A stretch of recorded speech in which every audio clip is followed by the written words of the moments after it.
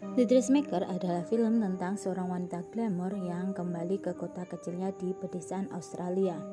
Dengan mesin jahit dan gaya haute couture, dia mengubah para wanita dan membalas dendam pada mereka yang melakukan kesalahan kepadanya di masa lalu.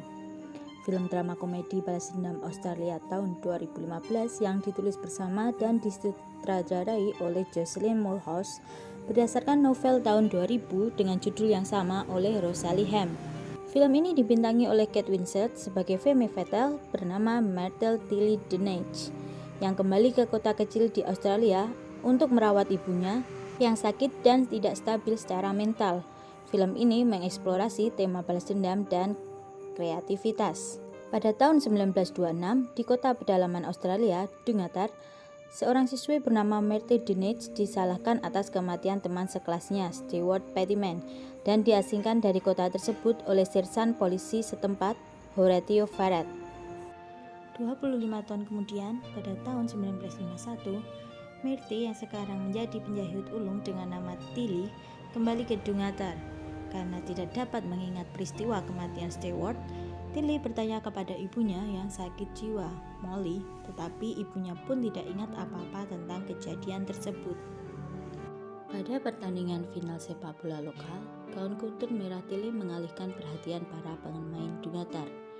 Teddy Maxwell melihat Tilly dan Tilly berganti pakaian yang sangat memikat sebelum kuarter terakhir. Ketika tim bertukar ujung lapangan, tim dari Wynyard terdekat terganggu dan teralihkan perhatiannya oleh gaun Tilly yang seksi dan membuat tim Dungatar menang. Tilly kemudian ngobrol dengan Gertrude yang berpenampilan culun dan kurang menarik. Lalu Tilly setuju untuk membuatkan gaun untuk Gertrude Pratt, yaitu teman masa kecilnya, untuk pesta kemenangan sepak bola yang akan datang. Dengan imbalan, Gertrude akan menceritakan kebenaran tentang kematian Stewart. Gertrude lalu mengungkapkan bahwa Tilly telah bersembunyi dari Stewart yang menindasnya, tetapi Gertrude mengungkapkan juga bahwa yang dilakukan Tilly adalah untuk membela diri. Pada pesta dansa tersebut, gaun Gertrude menarik perhatian William Beaumont dan mereka kemudian bertunangan. Ibu kota yang melihat gaun rancangan Tilly dikenakan oleh Gertrude meminta Tilly untuk membuat gaun yang mewah. Jadi sebelum ada Tilly di kota tersebut, para warga di sana berpakaian sangat sederhana dan kurang berwarna. Sedangkan di sisi lain, Teddy mulai menggoda Tilly dan mencoba untuk mendapatkan Tilly. Sersan Farrad mengaku kepada Tilly bahwa dia mengasingkannya karena ayah Stewart, Evan, seorang anggota Dewan Kota, yang memerasnya karena diam-diam Sersan Farrad menjadi seorang crossdresser atau pria yang suka berpakaian seperti wanita, dan jika hal itu terbongkar maka harga dirinya sebagai sersan akan jatuh. Tilly dan Farrad saling terikat karena kecintaan mereka pada pakaian desainer. Evan kemudian merekrut Una Pleasence untuk memulai persaingan dalam menjahit gaun dengan Tilly. Tetapi ketika Gertrude memperkerjakan Tilly untuk membuat gaun pengantinnya, penduduk kota kembali menjahitkan baju-bajunya ke Tilly dan merusak reputasi Una sebagai penjahit. Tilly kemudian menyuap Sersan Farrad dengan bulu boa atau bulu yang biasa digunakan para artis yang melingkar di leher mereka agar bisa membaca pernyataan saksi yang diberikan oleh mantan guru sekolahnya Beulah Harridan. Dan Tilly menjadi yakin Beulah berbohong karena takut kepada Evan yang akan menyalahkannya atas kematian Stewart. Tilly kemudian memberitahu Farrad hal ini pada resepsi pernikahan Gertrude, tetapi dia yakin bahwa Tilly membunuh Stewart karena semua orang di kota memiliki alibi. Dia juga mengungkapkan bahwa Evan adalah ayah Tilly. Tilly kemudian pergi dan Teddy mengikuti setelah saudaranya yang idiot, Barney, dengan histeris mengatakan Tilly berpindah saat Stewart meninggal. Teddy membawa Tilly ke gedung sekolah dan memberitahunya bagaimana Stewart meninggal.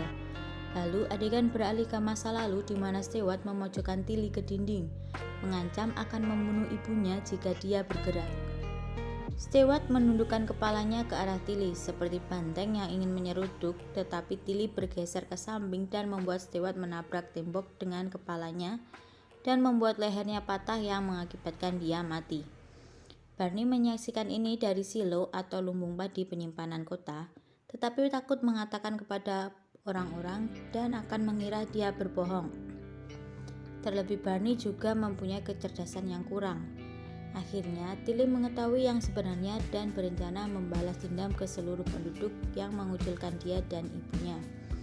Kemudian Tilly dan Teddy pergi ke karavannya dan bercinta.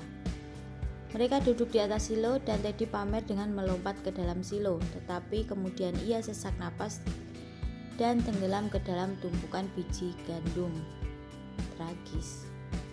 Molly, ibu Tilly, mengungkapkan bahwa Evan tahu tentang Tilly, dan ketika Stewart meninggal, Evan menyuruh Farad membawa Tilly pergi untuk menyakiti Molly. Molly kemudian mendorong Tilly untuk menggunakan bakat menjahitnya melawan penduduk kota yang telah menuduh Tilly sebagai pembunuh. Setelah berjuang melawan stroke, Molly pun meninggal. Sementara Tilly dan Farad bangkit, Bella mengintai di sekitar rumah.